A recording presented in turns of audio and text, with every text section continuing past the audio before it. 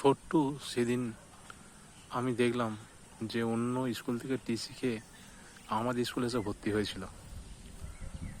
পরে সে যখন স্কুল ছেড়ে দেয় তারপরে চটকলে কাজ করে তোমার সেলাই ডিপার্টমেন্টে, মাল গুছিয়ে দেয়া।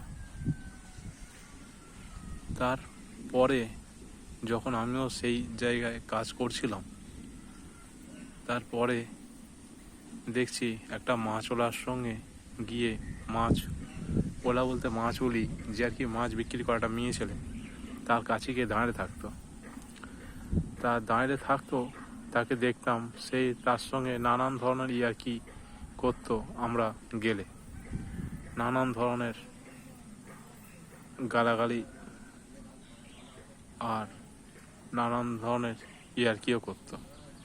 তা ওসব নিয়ে কোনো বাজে খারাপ মন্তব্য আমি করতুম নি, তবু তার কাছে দাঁড়াতাম গিয়ে যদি মাছ টাছ নিতুম তো, অথচ সে ধারেও করে দিত, প্লাস তাকে গিয়ে টাকাও দিতুম ছোট্টুর হাতে। ছোট্টু যখন ধারে মাছ করে দিত তখন টাকাটা ছোট্টু দিত, আর ছোট্টুকে আমি সেই হিসাবে টাকাটা দিয়ে দিতাম। এইভাবেই তোমার মাছটা নিতাম। তা একদিন ছোট্টু আসেনি কাজে। একটা বন্ধুকে জিজ্ঞাসা করি, আরে ছোট্টু কোথায়? বলে সে তো হসপিটালে ভর্তি আছে। আমি বলি হসপিটালে ভর্তি? বলে হ্যাঁ। তার কিছুদিন পরেই শুনছি যে ছোট্টু মারা যায়। সুস্থ শরীর, কোনো কিচ্ছু নেই, হয়তো একটা বিড়ি হয়তো বড্ড জোর খেত, তারই মধ্যে দেখলাম মারা গেল, বিয়ে থা করে না।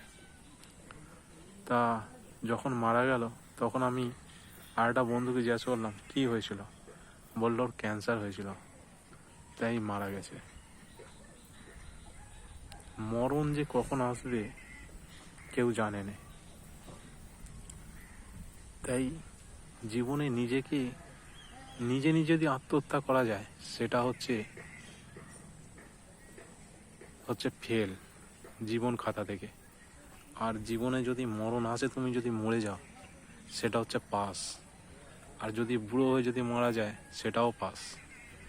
নিজে আত্মহত্যা করলে সেটা